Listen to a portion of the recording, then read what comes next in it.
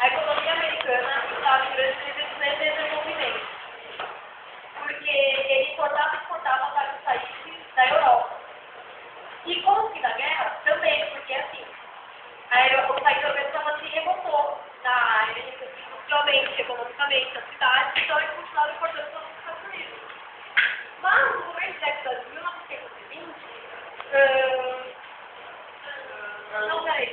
no começo da década de 1920, o quadro começou a mudar, porque como os países europeus já estavam no combate, da guerra, eles diminuíram drasticamente a importação de produtos agrícolas e industriais norte-americanos. E com a diminuição das exportações na Europa, a indústria norte-americana, ela tiveram que aumentar o seu estoque, elas não vendiam mais como antes. Então, essas indústrias, elas tinham ações na Bolsa de Valores de Nova York, só que a Bolsa de Valores de Nova York, aliás, milhões de norte-americanos também se investiram nessas ações. Só que em outubro de 1929, houve uma desvalorização dessas ações e as pessoas que investiam nessas ações, elas tentaram vender. Só que como essa desvalorização ocorreu muito rápido, então as pessoas mais ricas da noite para o dia se tornaram pobres. E houve também uma falência das empresas, também milhões de trabalhadores, cerca de 30% para se empregar. Daqueles também políticas como a Grande Depressão, que é a ópera maior nos Estados Unidos. Naquela época, muitos países tinham relações com os Estados Unidos, assim, a crise acabou se espalhando por todos os lugares. E os Estados Unidos eram o maior comprador do café brasileiro naquela época. Assim, a crise também afetou o Brasil. E a peixe mesmo. No Brasil, assim, muito a exportação e... Já fez essa exportação. Já fez. A exportação no 3, né? Só que daí o governo tomou a providência para resolver a valorização e queimar toneladas de café, para que manter a oferta e não mudasse o preço do café. Daí também teve alguns motivos no Brasil, os cafeicultores, eles passaram a investir mais no setor industrial, fizeram com que alavancasse a produção. E a produção da cafeína chegou em 1920. O presidente Delano ficou no presidente Reagan. Então o plano era chamado como energia, não vapor. Ele tinha como manter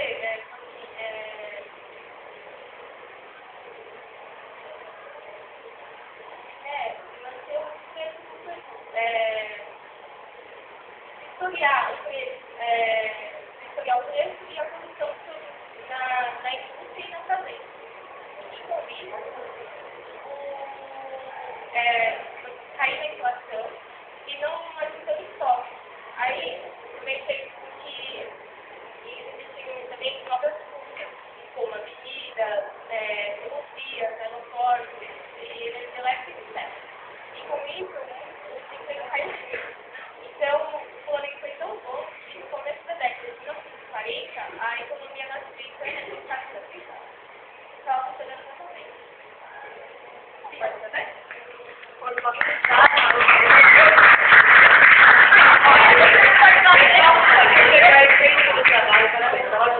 era isso mesmo, que eu queria explicar de uma maneira bem simples, fácil, né? E entender que não é fácil o assunto. Tá? Porque assim, a crise 29, ela trouxe uma reação em cadeia, tá? E ela foi gerada pelo liberalismo econômico. Período de liberdade econômica, não havia controle do Estado da economia. Os Estados Unidos eram um país que saiu como grande potência da Primeira Guerra Mundial. E durante todo o período da Primeira Guerra Mundial, os Estados Unidos foi ampliando a sua indústria. Produzindo mais, produzindo mais, produzindo mais. Só que o que aconteceu? Os países da Europa se se reergueram da crise. Passaram a fabricar seus produtos e deixaram de comprar os produtos norte-americanos. E os Estados Unidos deu conta disso. Então houve uma superprodução. Tinha mercadoria e não tinha para quem vender. O que aconteceu é que essas mercadorias ficaram estocadas, o preço caiu dessas mercadorias, muitas empresas acabaram falindo, com a falência dessas empresas aumentou o desemprego, essas empresas que tinham ações na Bolsa de Valores perderam o seu preço, as pessoas então que tinham investimento na Bolsa de Valores começaram a ficar com medo. Por quê? Porque as empresas estavam falindo e chegou o dia, que foi o dia D, o pior dia, que foi quando as pessoas, todo mundo começou a querer o quê? Vender suas ações, porque as empresas estavam falindo. E ninguém queria comprar. Então a bolsa quebrou. Não existe uma bolsa de valores onde só existe venda e não existe compra. Funciona? Funciona? A bolsa quebra. Foi o que aconteceu com a bolsa de Nova York, ela quebrou, porque todo mundo queria vender. As ações deixaram de perder o seu preço. Acabaram do dia para a noite. As ações que valiam bilhões de dólares, só que não valem nada. Nenhum dólar. Nenhum dólar. Né?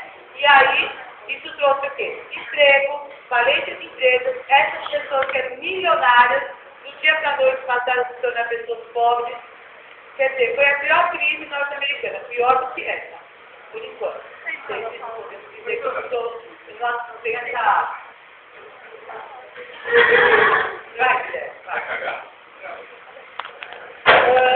Foi uma crise que afetou o mundo todo, só não afetou a União Soviética, que tinha um regime socialista. Todos os outros países foram afetados pela crise 29. Tá? O Brasil, com o café, como foi muito bem colocado pelo grupo, porque o maior comprador do café brasileiro é os Estados Unidos. Os Estados Unidos conseguiram sair da crise, os planos, como foi colocado pelo grupo também, criado pelo presidente Roosevelt, que era um novo acordo em que ele tenta o quê? Viabilizar a economia do país, trazendo o quê? Aumentando a oferta de empregos, investindo nas indústrias, para tentar reerguer. O número de suicídios nessa época foi muito grande, porque as pessoas que tinham muita grana, do dia para a noite, ficaram pobres, muitos não aceitaram e acabaram se matando. Então, os números de suicídios. E para vocês terem uma ideia, as pessoas começaram a querer afogar suas mágoas na bebida alcoólica, na cachaça.